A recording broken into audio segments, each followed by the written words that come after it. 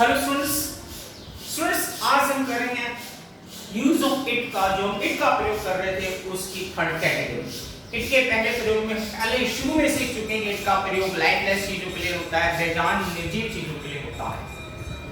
उसके बाद हमने सीखा लास्ट क्लास में कि इट का प्रयोग टाइम बताने के लिए होता है। जैसे 9 बजे हैं तो हम ये नहीं बोलेंगे 9, हम बोलेंगे इट इज 9। सोमवार है आज, इट इज मंडे टुडे।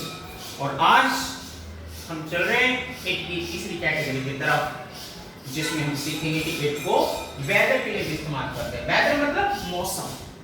जब भी थोड़ा मौसम की बात करेंगे तो आप इट का प्रयोग जरूर करेंगे। देखिए इट इज तो आपको शुरू में बोलना ही है, फिर सब्जेक्ट। जिस चीज की बात हो रही है उसको हम सब्जेक्ट बोलते हैं। इट इज के बाद वो चीज आप बोल देंगे जिसकी बात हो रही है। जैसे मौसम में आज की बात हम कर रहे हैं, आज गर्मी है, तो बताइए किसकी बात हो रही है? आज तो टाइम हो गया। टाइम तो मैंने कहा आज, कल, परसों, 6 बजे, 7 बजे, सोमवार, मंगलवार, एकदम सेंटेंस के लास्ट में लिखते हैं। तो बात हो रही है गर्मी की, मौसम की। जब भी हम मौसम को बोलेंगे हम इट का प्रयोग करेंगे और शुरुआत में हम लगाएंगे इट इज। तो किसकी बात करें? गर्मी की। गर्मी को बोलते हैं हॉट, तो इट इज हॉट। आज को बोलते हैं today, it is hot today. आज सर्दी है, इट इज कोल्ड टुडे। अगर आप ये बोलना चाहिए यार गर्मी है, इट इज हॉट, यार बहुत गर्मी है, it is very hot. It is cold, it is very cold. अगर बात करें कि यार आज बहुत उमस है, उमस को स्टूडेंट्स बोलते हैं ह्यूमिड। क्या बोलते हैं? ह्यूमिड। तो आज बहुत उमस है, it is very humid today. HUMID, it is very humid today.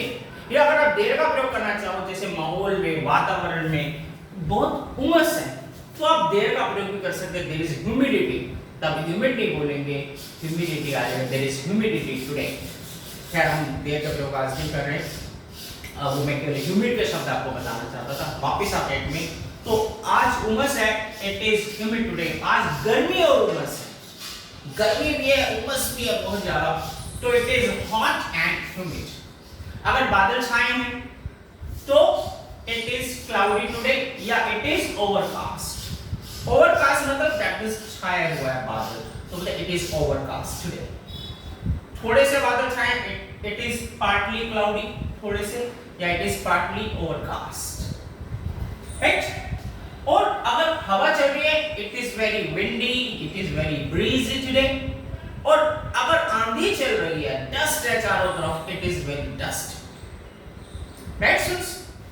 अब ऐसे बात करते हैं, आज सुहावना मौसम है, हम वेदर के बारे में बोलते हैं। आज सुहावना मौसम है, सुंदर मौसम है, आज ऐसा मौसम है। तो इट इज तो बोलते हैं स्टूडेंट्स, इट इज सुहावनी मौसम बोलते हैं, प्लीजेंट वेदर। और आज को बोलेंगे टुडे, आज को बोलेंगे today, it is pleasant weather today. आज मौसम बड़ा प्यारा है, it is very lovely weather. आज मौसम सुंदर है, इट इज ब्यूटीफुल वेदर। आज चॉकलेट जैसा मौसम है, it is chocolaty weather, it is chocolate like weather, right students. तो जैसा मौसम है वैसे होते चाहिए। और आज मौसम बड़ा भद्दा सा है, धूप निकली है, बारिश हो रही है, it's very clumsy, it's very ugly, भद्दा सा मौसम है, तो बोलेंगे it is clumsy weather today, it is clumsy. मेरी बात समझ आई? चलिए बात करते हैं ऋतुओं की। गर्मी आती है, सर्दियां आती हैं, जैसे ग्रीष्म और शरद ऋतु की हम बात करते हैं।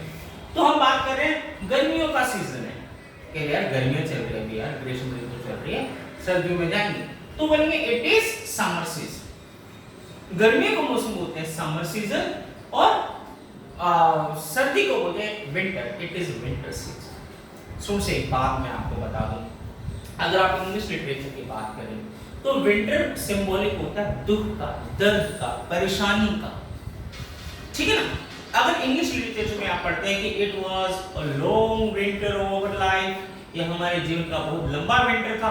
विंटर ये नहीं है कि वहां पर सर्दियां ज्यादा टाइम तक पड़ेगी, इसका मतलब ये है कि उनकी जिंदगी में जो दुख आया था वो काफी लंबे समय तक रहा। क्यों?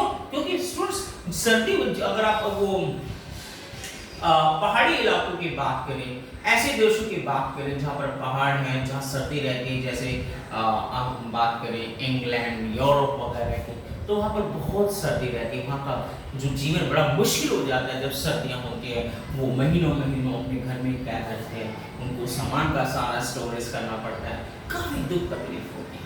और जब वहाँ धूप निकलती है, सूरज निकलता है, उनके लिए खुशी का मौसम है। इसलिए क्या होता है कि जो बंदे खुश होते हैं, खुशनुमा लोग होते हैं, he is very Sunny boy. Sunny boy मतलब खुश रहने वाला।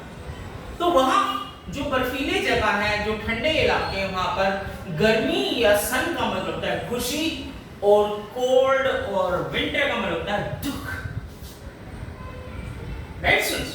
तो इसलिए क्या होता है कि जब धूप निकलती है तो लोग बहुत खुश हो जाते हैं, तो that is very sunny weather. Right? इसलिए जब खुशियां आती हैं उनके जीवन में तो बोला जाता है it was a long summer of life, that means हमारे लिए खुशियों का ज्यादा लंबा टाइम था। और दुख की बात होती है, it was a long winter of life, हमारे जीवन का बहुत लंबा दुख का समय था। नाउ कमिंग बैक, हम बात करें मौसमों की, वहां से वापस आते हैं। स्टूडेंट्स, गर्मियों का है सीजन चल रहा है तो इट इज समर सीजन, सर्दियों का है इट इज विंटर सीजन, और अगर बाहर का मौसम है तो आप बोल सकते हैं spring season. It is spring season, बसंत का मौसम जिसे बोलते हैं। और पतझड़ है तो उसे ऑटम बोलते हैं। AUTUMN, एन की स्ट्रोक्स आवाज नहीं आती है, ध्यान रखें, इसको बोलते हैं ऑटम। और बरसात का मौसम है तो इट इज रेनी सीजन या it is monsoon season. Monsoon किसी और भाषा का शब्द है, आप इसे रेनी सीजन भी बोल सकते हैं, और बाहर का आया हुआ शब्द है मॉनसून, तो आप इसे मॉनसून सीजन भी बोल सकते हैं। Right students?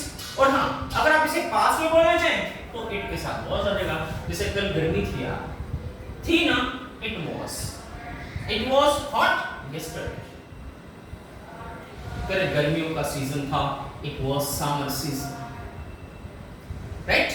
और अगर हम बात करें आइडिया अगर लगाएं या कल गर्मी होगी तो प्रेजेंट में तो इज आता है, पास्ट में वाज आता है, और आइडिया वाले सेंटेंसेस में शैल बी या विल भी आता है, क्योंकि इट का प्रयोग है, इट में हमेशा विल भी आता है। तो बोलेंगे जैसे कल गर्मी होगी, मेरे को लग रहा है कल काफी गर्मी होगी, it will be very hot tomorrow. कल बहुत गर्मी होगी, it will be very hot tomorrow. कल आंधी चलेगी, it will B dusty tomorrow. Clear? और कल तो बादल ही बादल होंगे, बादल छाए रहेंगे, it will be overcast tomorrow. Right? Negative बनाना चाहे, आज गर्मी नहीं है, इट इज नॉट हॉट। भाई ये समर सीजन नहीं है, it is not summer season. समझ गए? तो इस प्रकार से अगर इंडायरेक्ट बनाना चाहें तो बोल सकते हैं एक क्या कल गर्मी होगी तो इट विल बी होगा, तो विल इट बी हॉट। क्या आज गर्मी है, इज इट हॉट टुडे? इस प्रकार से आप इंडायरेक्ट भी बना सकते। सुन, इसके साथ ही ये बहुत छोटा सा टॉपिक था आज जो वेदर का प्रयोग हमने सीखा, इसके साथ हमारा इट का प्रयोग भी खत्म होता है, जो कि हमारा लास्ट। स्टूडेंट्स, अगली क्लास में हम सीखेंगे कि जब एक्शन वर्ड में जाएंगे तो एक्शन वर्ड में क्या क्या जो चेंजेस हैं, सब्जेक्ट किससे बोलेंगे और क्या क्या इस्तेमाल होता है, वो हम अगली क्लास में सीखेंगे। Till then, good bye.